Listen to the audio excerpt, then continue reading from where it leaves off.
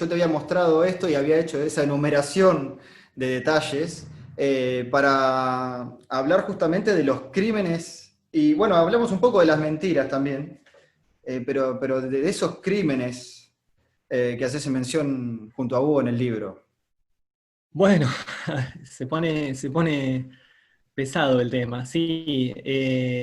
Yo, arranca ya en el 43. Vos fijate que yo había discutido el tema con alguna gente, ¿no? Porque los intelectuales negaban absolutamente esto. Decían que, Sigue pasando. como dijo Jaureche, durante el peronismo solo hubo 3 víctimas fatales con motivos políticos, ¿no? Eso lo dijo Jaureche. Bueno, le erró por 1500 más o menos, pero la palabra de Jaureche sigue siendo como, qué sé yo, ¿viste? Tiene una autoridad especial. Evidentemente quiso ignorar un montón de casos probados que hubo en la época, desde el 43 hasta el 55. Yo ahí menciono un montón de casos de víctimas de la policía, de la tortura, del asesinato, de la picana, también de la Alianza Libertadora Nacionalista, de grupos de choque que iban a romper las manifestaciones. Ahora que estamos en agosto, me viene a la cabeza, entre tantos otros, cuando fue el fin de la guerra en el Pacífico, ¿no? Después de la rendición del Japón, hubo gente que salió a celebrar justamente el fin definitivo de la Guerra Mundial, en la Avenida de Mayo de Buenos Aires. Y ahí hubo un asesinato de 4 ciudadanos, uno de ellos, Enrique Blastein, era un jovencito actor del Teatro del Pueblo, el famoso Teatro del Pueblo, que se considera templo de la cultura popular independiente, pionero en América Latina. Bueno, el Teatro del Pueblo fue perseguido por el peronismo. Este chico, que era actor del Teatro del Pueblo, fue asesinado cuando estaba festejando el fin de la guerra en el Japón. Pero además, el director del Teatro del Pueblo, Barletta, fue perseguido, el teatro fue cerrado, incluso sufrió un incendio. Yo tengo un blog que se llama www.cuentosperonistas.com, donde cuento la historia del Teatro del Pueblo perseguido. A vos que hablabas de la década de infamia. Mirá qué paradoja, que el Teatro del Pueblo fue defendido por una intendencia durante la década de infame, en los años de Justo, y fue perseguido por el peronismo. Un teatro de cultura popular independiente. Justamente en el año 36, creo que fue, Roberto Arlt escribió una nota elogiosa del municipio porteño en plena década de infame, porque había defendido al Teatro del Pueblo. Bueno, fue perseguido durante el peronismo. Uno de sus actores, como decía, fue asesinado. Pero es un caso entre tantos. En el 45 fue asesinado Salmón Feijó, que fue el gran símbolo del movimiento estudiantil. Después en el gran acto de la Unión Democrática, en la Plaza del Congreso, que asesinaron a 4 ciudadanos también ese día. Hablé con gente que estuvo ese día, testigos que entrevisté, que fueron oradores incluso en ese acto donde estaba Palacios. Y a tiros, la Alianza Libertadora Nacionalista rompiendo el acto a balazos, protegida por la policía. Recordemos que la Policía Federal era una fuerza que respondía a Perón. Quizá la fuerza en la que más confiaba, la Policía Federal. Hubo muchísimos casos. Creo que ahora es el aniversario de 2 jóvenes comunistas que fueron asesinados en Quilmes también en el año 50. Eh, pero vamos ordenadamente. Yo te dije el 45. Bueno, ya en el año 45, para poner un dato de contraste frente a esa idea de felicidad y justicia social que muchas veces se propone, o del estatuto del peón como un gran logro de Perón en su etapa inicial. Bueno, en el Chaco, en el 45, fueron asesinados campesinos y fueron torturados más de 60 de ellos. El principal responsable de esta represión en el norte argentino, en localidades como Sáenz Peña, Chaco, el comandante de Gendarmería Solveira Casares, que después de estos hechos atroces fue nombrado jefe, ¿cómo puedo decir? Una especie de jefe de inteligencia o jefe de represivo de hecho de Perón. O sea, se convierte en un agente de inteligencia de Perón y pasa a ser el asesor policial número 1 de Perón. Eso está en su propia documentación. Él le escribe al ministro cualquier tema a la persecución al comunismo, usted lo habla conmigo y eso ya está hablado con Perón. O sea, soy yo el jefe de la represión al comunismo en la Argentina. Eso dice Solveira Casares. tiene una enorme responsabilidad en estos hechos que yo estoy mencionando. De hecho, los que denunciaban en esa época la Liga por los Derechos del Hombre, los diputados radicales y demás, lo tenían muy referenciado como una figura central del aparato represivo.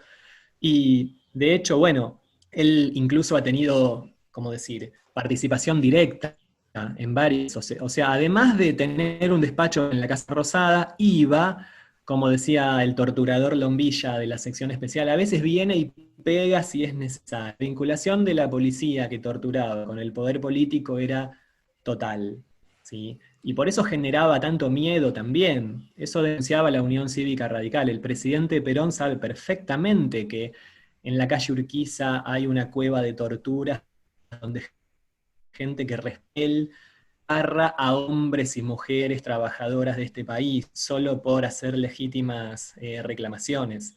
Pero bueno, hay muchos, muchos más casos. Me acuerdo ahora también de, hablando de estudiantes, ¿no? Después están los casos de los trabajadores asesinados durante el peronismo, como Francisco Blanco y demás, pero ya que estábamos hablando de los estudiantes, me acuerdo de en la campaña electoral del 40, casos que invitamos chicos jóvenes de la Juventud Universitaria de La Plata, que hoy en día nadie los recuerda en la Universidad de La Plata. Uno de ellos era Jorge Bacmas. Bacmas era un estudiante de ingeniería, brillante según dicen, militante muy comprometido de la Federación Universitaria, que estuvo en la toma de la Universidad del 45, que fue desalojada por la policía de Perón. Ahí estuvo Favaloro también. René Favaloro, el conocido René Favaloro, era militante estudiantil de La Plata y estuvo en la universidad cuando la policía de Perón lo desalojó a bastonazo. Favaloro fue encarcelado en el 45 como joven estudiante. Uno de los compañeros de la Juventud de La Plata, que era Jorge Bacmas, fue asesinado en la calle por negarse a gritar Viva Perón, según contaron los testigos. No fue el único, no fue el único. Era Julio Rivelo el otro, que también era de la zona sur, creo que de Bernal.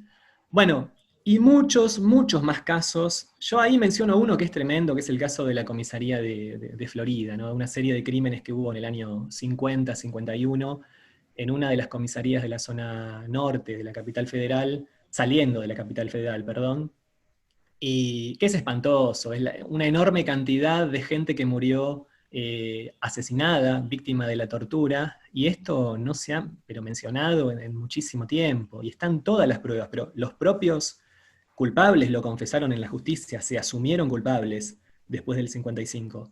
Incluso hubo un jefe de inteligencia del peronismo, me refiero a los servicios de inteligencia del peronismo, que era el capitán Walter Pereira, que él mismo confesó en el 55 que fue testigo del asesinato solo en esa seccional, me refiero a la zona de Florida, cerca de Vicente López, solo ahí se asesinaron a 50 ciudadanos, según la confesión del propio jefe de inteligencia del peronismo.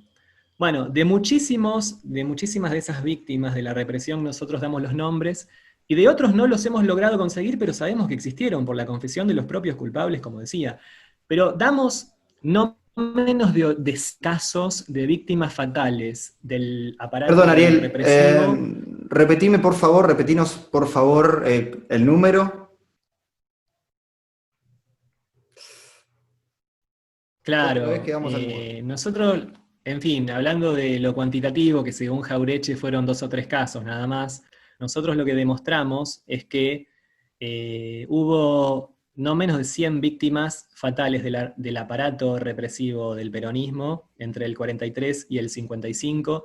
Esto incluye a la policía, a la gendarmería y grupos de choques, pero en este caso no estoy contando, yo dije 100, sin contar los cerca de 1500 que fueron o más, fusilados en Formosa solo en el año 47. Es decir, sumando todo eso tenés no menos de 1500 víctimas fatales. Cuando hablo del caso de Formosa me refiero a la masacre de Rinconbomba, masacre de Formosa, de las Lomitas, que solo en pocas semanas del año 47 se llevó a cabo esa, algunos lo llaman genocidio, esa atrocidad en el norte argentino que estuvo tantas décadas sin siquiera hablarse, mencionarse o conocerse. Fíjate Seguimos, hasta qué punto. Seguimos sin mencionarlo tanto porque Hay que leer ciertos libros particulares que si no, no te enterás. Lo que hacen algunos es mencionarlo en una nota al pie o de costadito, como para decir cumplí y no comprometerse demasiado. Pero, a ver, es tan simple como decir la verdad. ¿A vos te parece que eso puede ser un hecho menor? A veces se discute, bueno, pero ¿qué es lo históricamente significativo? ¿Qué hechos históricos pueden llamarse justamente, ¿no? Es significativo. ¿Te parece que ametrallar a 1500 seres humanos no es algo digno, al menos de mencionarse? Es una de las mayores masacres que hubo contra los llamados pueblos originarios en Argentina. Que están, esa tanta corrección política, ¿no? De llamar pueblos originarios, de defensa de pueblos originarios, pero olvidarlos cuando conviene, ¿no? Cuando, cuando el represor fue un gobierno que se llama a sí mismo popular, o justicialista, o no sé. Y se Pero mantiene la bueno, hegemonía. sí. Sobre el aparato represivo que vos me mencionás, te digo que es interminable, porque nosotros le pusimos un límite. Bueno, basta, porque es infinito, pero hay muchos más casos. En las cárceles, por ejemplo, que mucha gente cree que Petinato era un héroe penal, no sé, una especie de benefactor de las cárceles. Bueno, ahí también hubo crímenes.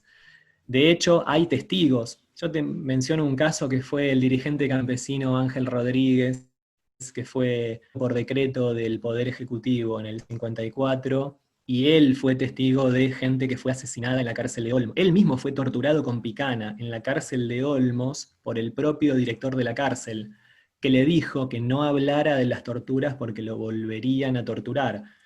Casos como este son infinitos, pero a veces cuando vos vas a investigar o vas a escribir un artículo, los mismos editores o la misma gente de los medios te dice, che, pero trata de ganarlo un poquito, porque la gente no lo va a poder creer. El que no está muy en el tema, no va a poder creer que tantas cosas hayan pasado, nadie las haya mencionado. Por lo tanto, trata de limitar, no hace falta que cuentes todo, aunque sea mostrar una pequeña parte, para que alguien pueda saberlo.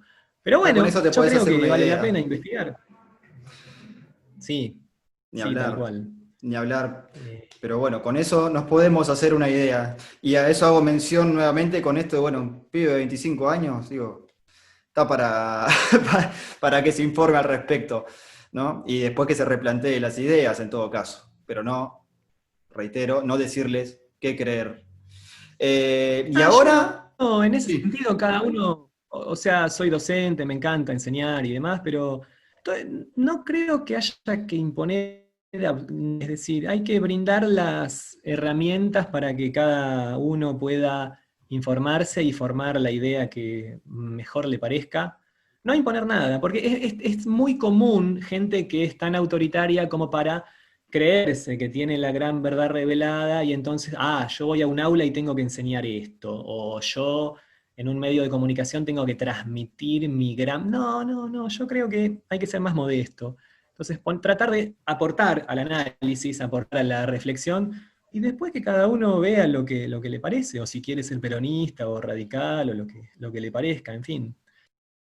A ver, el 26 de julio publicaste, para el aniversario de su fallecimiento, una muy interesante nota en Infobae, Eva Perón, la historia detrás del mito, que invito a todos a Sí. leerla. ¿Qué onda con eso? El mito de Eva. A veces me piden que, como es obvio que la mayoría de la gente para ese aniversario, o muchos, van a escribir algo que se pare a una reivindicación o a una obsecuencia, que es muy común. Bueno, ¿qué tal si escribimos algo para acercarnos un poco a la persona pasional con sus virtudes y defectos sin limitarnos por la corrección política? Esa era mi idea de la nota. ¿Por qué poner una gran barrera que nos impida acercarnos más a la figura?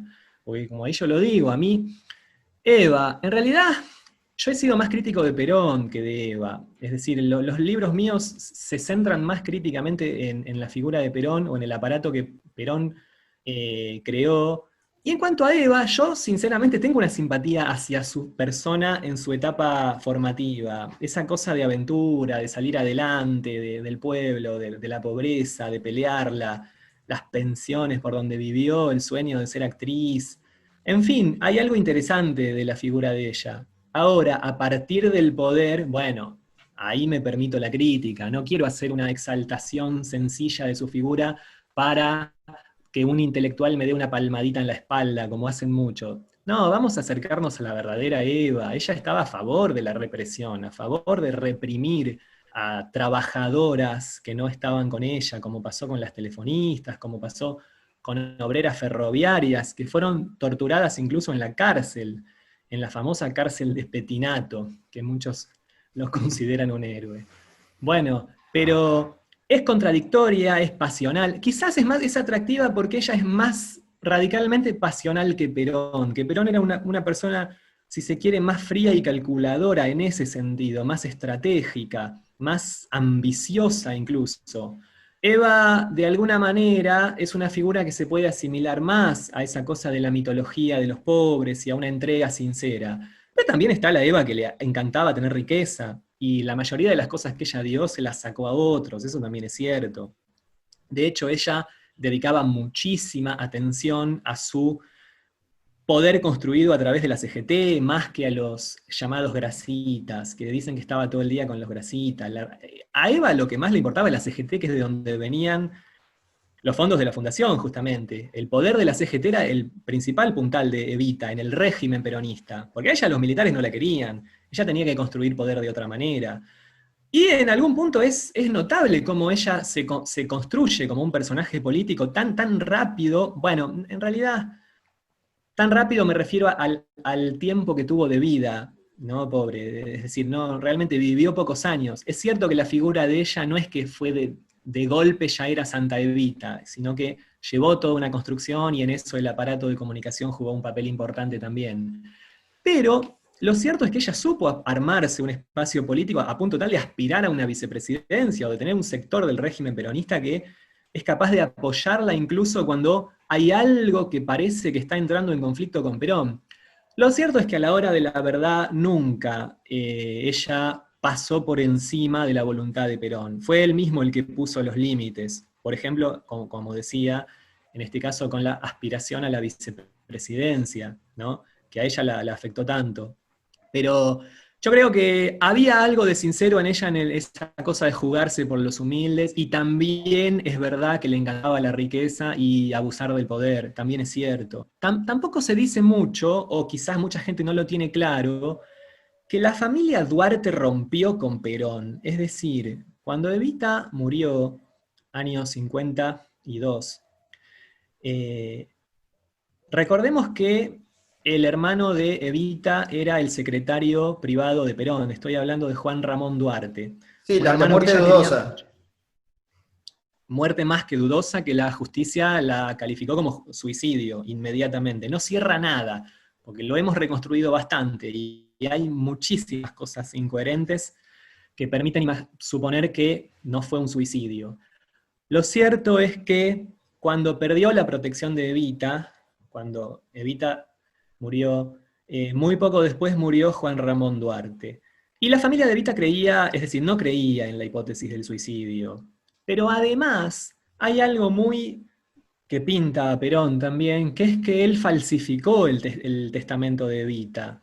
El testamento de Evita falsificado dice que todos los bienes de Eva, la fundación, quedan para Perón y nada para doña Juana, la mamá y sus hermanas. Lo cual es absolutamente increíble que Evita haya decidido no dejarle nada a su propia madre, que ella la quería, o a sus hermanas. No puede ser que Evita le quisiera dejar todo a Perón.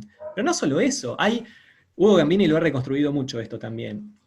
En ese documento hay una parte que es efectivamente el pulso de Evita escribiendo, y después hay otra parte adosada, que no es ella, que no es de ella, y donde justamente dice que le deja todo a Perón. Esto motivó un juicio de la familia Duarte contra Perón que duró muchos años y que finalmente se lo ganaron por falsificación del testamento de Evita para quedarse con toda la herencia. Ese juicio es ganado y finalmente la justicia determina que Perón tiene que pagarlo recién en la tercera presidencia. Vos fíjate hasta cuándo. Que es otra historia también eso, el modo en que le pagaron a las hermanas de... Eso, Pinta eso es para algo que llegó largo, hasta la Argentina. pinta para largo, ¿eh? Porque van saliendo las ramas. Sí. ¿Sabés cómo hicieron? Eh, Perón había muerto ya, sin pagar nada. Él no les quiso pagar a las hermanas de Evita. La deuda le quedó a Isabel Perón, que sucedió a Perón en el 74. Y ella le quiso pagar con desvío de fondos de la ayuda social. Y eso fue un escándalo. O sea, quiso pagar el pleito que habían ganado las hermanas de Eva con fondos de la ayuda social. Isabel Perón. Bueno, en fin, hasta ahí llegó la historia de la herencia de Eva. Pero a lo que voy es que fue la vinculación de la familia Duarte con el poder, si bien a varios de ellos les permitió beneficiarse económicamente, como justamente a Juan Ramón Duarte, ¿no? A Evita también. Pero fue costosísima, o sea, lo pagaron carísimo, porque justamente, porque Juan Ramón Duarte dejó de existir, porque Evita, bueno, en fin, por causa de una enfermedad, pero también dejó de existir estando en el poder y de una manera en la cual se muestra lo siniestro del régimen, porque inmediatamente la familia Duarte rompe con Perón. Era una relación bastante que se centraba en la cuestión del ejercicio del poder, más de lo que vos te podés imaginar como una cuestión familiar de otro tipo. O sea, yo creo que el centro de la vida de Perón era el poder, el uso del poder, y en algún aspecto logró llevar eso a Evita también. Me parece que Evita suele ser para mucha gente, incluso que no es peronista, más empática que Perón, por una cuestión de que se la considera como de una pasión más genuina que de un cálculo militar frío, ¿no? Las traiciones, Sí. que lo hablamos en parte. ¿A tantos traicionó como para dedicarle un libro? Bueno, justamente el libro lo cuenta, ¿no? Es un recorrido biográfico por la figura de Perón que sí, sí, marca eso. Es decir, la cantidad de cómo el poder fue definiendo la traición de un modo tan que se volvió natural, porque yo ahí menciono traiciones a los sindicalistas, traiciones a funcionarios que confiaron en él, a compañeros militares, a gente de la familia, como me refería, ¿no? Esto de quedarse con la herencia de Evita, eso como algo más familiar. Pero en general voy a más a lo político y me refiero a la traición a las personas que confiaron realmente en él y que ayudaron, que pusieron el hombro o el corazón, que lucharon para que él llegara al poder, que creyeron en él, y que uno por uno fueron siendo... No me hay quien dice, pero no es un poco fuerte la palabra traición. Y pero si a un dirigente lo secuestran, lo torturan y lo encarcelan, siendo que ha luchado para que Perón llegue hasta donde llegó, ¿cómo crees que lo llame? ¿Cómo sería? ¿Un malentendido eso? Eso no pasó con una... Vamos al caso de Mercante, que era el gran amigo de él desde la época digamos, de los cuarteles, de conspirar juntos en el GO, de armar su propia plataforma política junto con Eva. Eran compañeros, Perón y Mercante eran como una dupla, él decía el número 2 de la revolución, el más leal entre los leales, el corazón de Perón. Y fíjate cómo terminó. Hay funcionarios de Mercante que fueron torturados. Hace poco me llamó por teléfono una de las hijas de uno de los funcionarios torturados. Y el propio Mercante escapando. Fíjate, ahí lo menciono en el libro, cuando en las memorias del político conservador, creo que era Emilio Ardoy, sí, creo que era él, menciona cuando él se encontró con Mercante en la etapa que Mercante ya era perseguido, y Mercante le dijo, usted no me va a creer, pero Perón ha dado orden de matarme, mi vida corre riesgo, yo que ayudé a construir todo este sistema de poder, ahora soy perseguido por el propio poder que ayudé a construir, no el poder del peronismo. Esto le pasó a Figuerola también, vos leíste el José Figuerola, que es ¿cómo decir? El creador en buena medida de los aspectos doctrinarios, el gran estístico de los orígenes del peronismo, se considera el padre del plan quinquenal, podemos decir del gobierno del peronismo y de la propia constitución peronista. Se lo llama incluso el padre de la doctrina peronista, un tipo realmente muy preparado. Bueno, finalmente fue así nomás también, apartado, sin demasiadas explicaciones. Él dice, yo fui víctima de mi propia obra, porque a la Constitución del 49 le adosaron un artículo que permitía separar, que decía que para ser funcionario no se podía ser extranjero, y él había nacido en Cataluña. Y a pesar de ser uno de los hombres más importantes de la primera hora del peronismo, también terminó apartado sin demasiadas explicaciones. El camino es muy largo. Le pasó a Ricardo Guardo, le pasó al propio Cámpora, los Duarte, como te decía. Y sigue, estoy hablando de la primera época de Perón, pero vos leíste el libro, después sigue. En los años 60 ya es algo siniestro en la relación con Bandor, con el sindicalismo, un interminable juego de traiciones de uno y de otro bando. Porque yo digo, mucha gente cuando cree que Bandor era un traidor, la realidad es que él aprendió ese juego de su propio líder y Perón lo seguía. Es decir, no es que Perón a Bandor de golpe lo empezó a considerar un Te traidor pierdo, y te nunca pierdo. más hacían roscas, se traicionaban, se usaban mutuamente.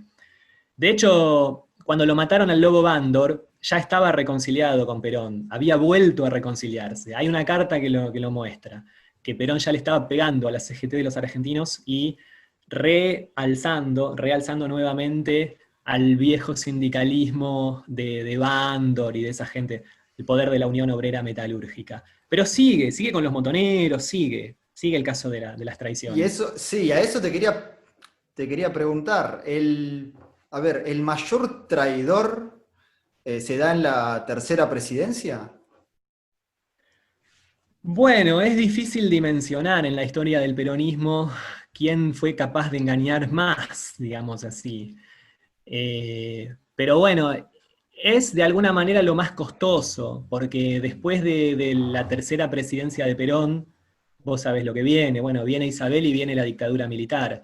Y esos alumnos armados de Perón, como él los llamaba, estos jóvenes, estos alumnos, estos aprendices del gran maestro, aprendieron justamente que en política no hay que herir, sino que hay que matar, como ellos se lo escribieron así a Perón. Ellos dicen en un momento, a Bandor no lo mató el enemigo, no lo mató la CIA, lo matamos nosotros, lo mató el movimiento. Y fue justamente Perón quien nos enseñó, dicen los montoneros, que en política no hay que herir, sino que hay que matar. Es una lucha que no es de adversarios o una. No, no, no, es de enemigos, es algo más, llevar la política a un terreno más marcial. Que es una locura también porque muchos montoneros venían de familias antiperonistas, de un buen pasar económico. Hay muchísimos casos. Es una época en que la Argentina había muy altos niveles de empleo, muy pero muy superiores a los que hubo después. Y sin embargo, en esa Argentina, donde no era tan difícil conseguir trabajo, se produce ese intento tan radicalizado de matarse entre argentinos. Es realmente demencial. Y yo creo que al propio Perón se le escapa de las manos. A él le habían servido los montoneros de alguna manera, para golpear a la ortodoxia, para golpear a los gobiernos en la Argentina y para negociar un regreso al poder, pero se le fue de las manos a punto tal que, bueno, empieza justamente la última misión que tiene él es poner a la izquierda, y a la izquierda peronista o a la izquierda en general, reprimirla. Es decir, él usa la palabra exterminio, usa la palabra eliminar al adversario, los gérmenes patógenos, los gérmenes nocivos. En fin, ya comienza legal la triple A, el terrorismo de Estado. Algunos creen que no hay que llamarlo así, pero si secuestran a un tipo todos los días y matan a un tipo todos los días, se van sumando 100, 200, 300, llegan hasta 1000. Es algo sistemático. ¿Cómo se llama eso? Antes de Y la dictadura actos, estoy y hablando. actos, Ya actos, empieza, sí, actos empieza con Perón. terroristas. Sí, sí, por supuesto. Sí, sí. A ver, es un estado de violencia generalizado, es cierto. Es decir, nadie justifica, digamos, lo que hacían los montoneros muchas veces. Han inútilmente matado gente que vos decís, bueno, ¿a quién le sirve? O sea, ¿qué? ¿Los pobres van a vivir mejor gracias a esto? ¿Los trabajadores van a vivir mejor gracias a esto? Es una locura real. Y las consecuencias que trajo sociales para la Argentina fueron devastadoras. Hubo generaciones que nacieron en la pobreza que tardó mucho, hasta el día de hoy el país no logra recuperarse después de lo que nos pasó en los años 70. Y que muchas veces Exacto. lo estudiamos como si fuera una panacea, algo tan, tan heroico, algo que vale la pena reeditar. Reeditar para quienes quieren que los pobres sigan siendo pobres. No, ni hablar. Y en su momento, bueno, hablabas de exterminio. Isabel solicitó el exterminio en democracia, ¿no? Estamos hablando de Así una es. época que estábamos en democracia. Bueno, ahí está el tema de lo difícil que es en la Argentina establecer los límites entre los gobiernos democráticos y los que merecen ser llamados dictaduras, ¿no? Porque, en fin, si hablamos de asesinatos, de secuestros, de falta de respeto a las garantías individuales, se pone difícil realmente, ¿no? Es decir, ¿qué gobierno finalmente es democrático?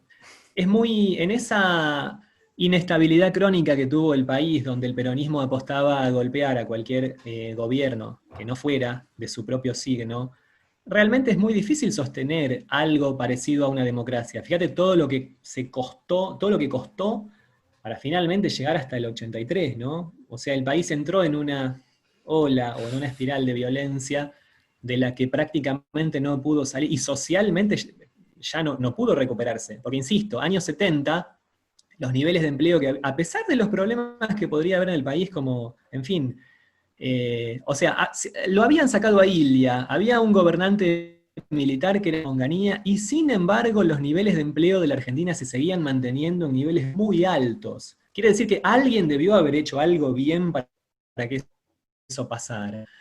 Y lo comparás con las situaciones que vinieron después. Por eso yo digo, para mí quizás la mayor deuda, o si querés hablar de traiciones, pasa por justamente a los humildes, de prometerles que les vas a dar todo, que este es el gobierno de los humildes, que es el gobierno de la justicia social, que gobierna para ellos, y finalmente pasan los años y cómo vuelve. Y cómo están, cómo vive la gente a la orilla del riachuelo, como vivía en el 45 día, vas a ver un paisaje bastante parecido. Sí, bueno, lo que sería conveniente es darle las herramientas para que ellos puedan obtener lo que ellos quieran y no darles todo, ¿no? Pero bueno, en eso más o menos se basó la política.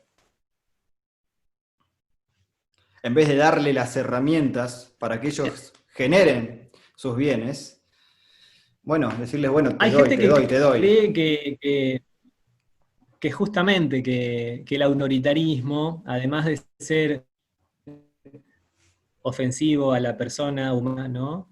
Además es muy malo para la economía y esa es otra clave, ¿no? Porque bueno, un gobierno que donde alguien concentra las decisiones y se cree un genio. Y nadie se anima a criticarlo, porque la dinámica del poder es esa, la obsecuencia, ¿no? Nadie se anima a criticarlo en serio. Persiste en las equivocaciones, en los errores, en cerrarse.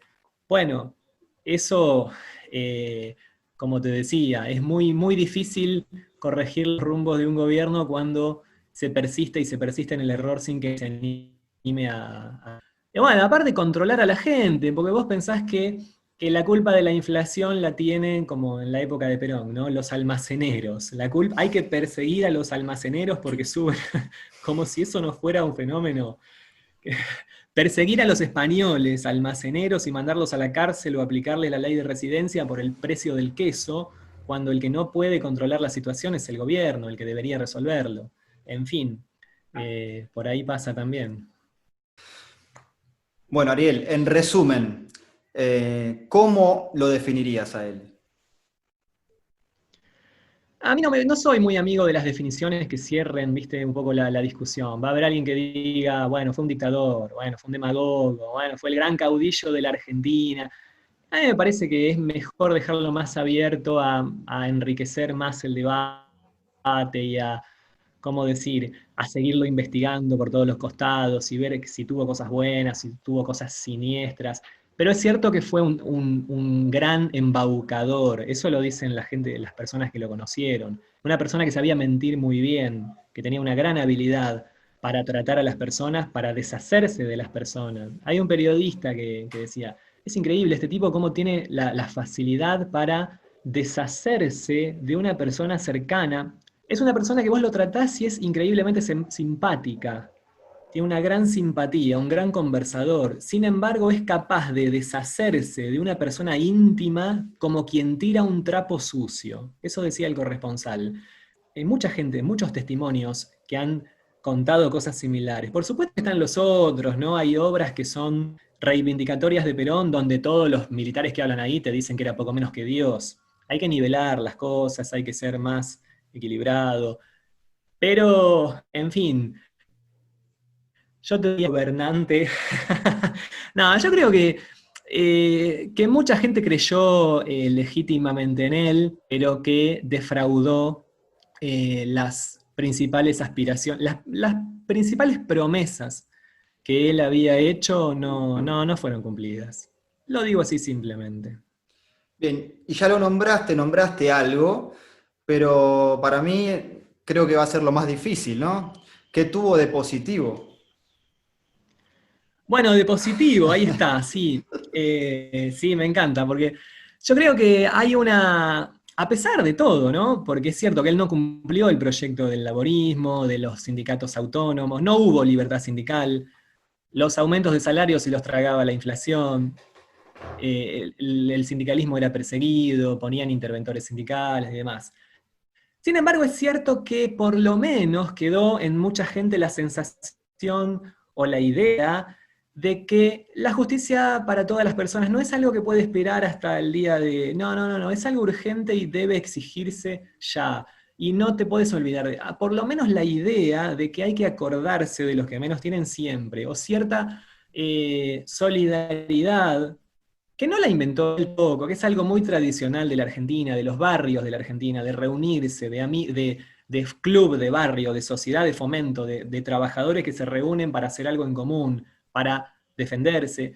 Algo de eso ayudó también, por lo menos como idea quedó, ¿no? De cierta solidaridad. Por lo menos yo conozco muchas personas peronistas que son así, porque creen que Perón defendió un ideario parecido a ese, y están dispuestos a, en fin, a darse una mano entre los humildes y a exigir, bueno, no, no, para que no vengan a prometernos que hay que esperar que se derrame la riqueza algún día, no, no, no, todas las personas necesitan atención urgente. Y otros rasgos que sirvieron para descontracturar la cultura, ¿no? Es decir, la irrupción de la cultura popular, de la música popular, en fin, esa suerte de democratización social que no llegó hasta donde muchos creen, pero que por lo menos, en fin, generó, como te decía, algunas cuestiones en la cultura.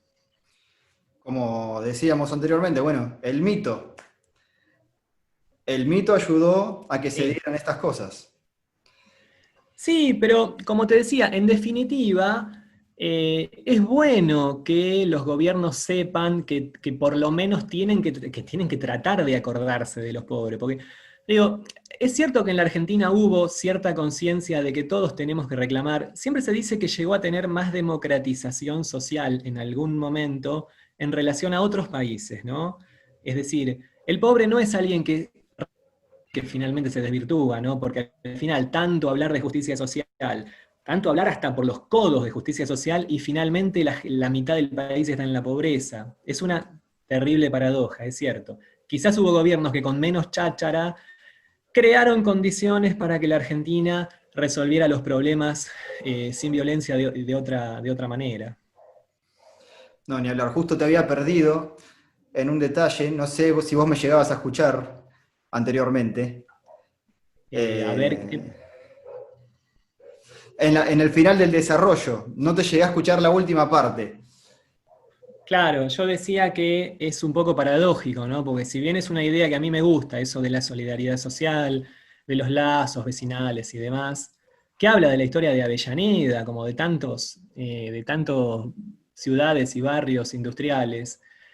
Sin embargo, fíjate que después de hablar tanto hasta por los codos de justicia social y justicialismo y por los pobres, desvirtuaron tanto la palabra, porque finalmente la mitad del país está en la pobreza, y es un paisaje al que ya nos hemos acostumbrado, no ahora por la pandemia, esto ya viene así hace rato, y es algo a lo que nos acostumbramos, y sin embargo, vivimos hablando, y tenés esos dirigentes que hablan hasta por, y docentes, intelectuales, que hablan hasta por los codos, que ellos están con la justicia social. Finalmente devaluaron la palabra, o sea, logran que nadie vea, porque de tanto hablar de justicialismo y tenemos el país que va encaminándose hacia una pobreza. Si antes nos creíamos que era un país con un nivel de integración importante dentro de América Latina, pareciera ir hacia otro lado. Ni hablar, ni hablar. ¿Algo que quieras agregar para contarle a la gente al respecto? ¿Algo que esté en proyecto? Sí, sí, estoy en algunas cosas que tienen que ver un poco con esto que te decía, porque yo rescato mucho la lucha del 17 de octubre, la lucha previa de los sindicatos y a quienes hicieron el 17 de octubre me parece algo muy legítimo como causa popular, a pesar de que Perón, en mi opinión, después logró defraudarlo. Pero tiene que ver con eso. A mí me apasiona el tema de esclarecer un poco más, ayudar a esclarecer un poquito más, un poco más, todo lo que fue el laborismo y el peronismo en sus orígenes, y cómo tan sinceramente mucha gente creyó en Perón, y cómo ayudó a organizar algo. Quiero decir que el peronismo podría haber sido más democrático si Perón hubiera escuchado un poco a estas personas que lo apoyaron, y un poco menos a los obsecuentes, los alcahuetes, los especialistas en traiciones y demás, que suele pasar en la política, ¿no? Los círculos áulicos del poder. Pero bueno, eso, y a los que están investigando, a los que se animan a dar un pasito, que vale la pena, y bueno, a, a seguir pensando. Buenísimo, Ariel. Un placer haber podido contar con vos en el programa. Sos una fuente confiable de consulta. Sos parte del legado de Hugo. Así que muchísimas gracias, además por estar en esta riquísima charla. No, no, mil gracias a vos, la pasé bárbaro y me parece bárbaro que estés investigando y dando esta posibilidad para expresarme a mí y a otras personas, ¿no? Así que te mando un abrazo y te agradezco. Bien amigos, llegamos al final de esta segunda edición. Espero que la hayan disfrutado tanto como yo. Como dijimos durante la charla, ¿no? Que esta información sirva para unir, no para seguir dividiendo, en todo caso, para reflexionar. Sabemos que hubo manipulación, sabemos que se ocultó información, en todo caso, los que no caímos en esa, apostemos al consenso, ¿sí? No se olviden que debajo en la descripción voy a dejar la información de Ariel, junto con sus redes, su página, Cuentos Peronistas, mis redes. Obviamente les pido que se suscriban, que le den like a los 3 videos y nos vemos en la próxima. Muchísimas gracias.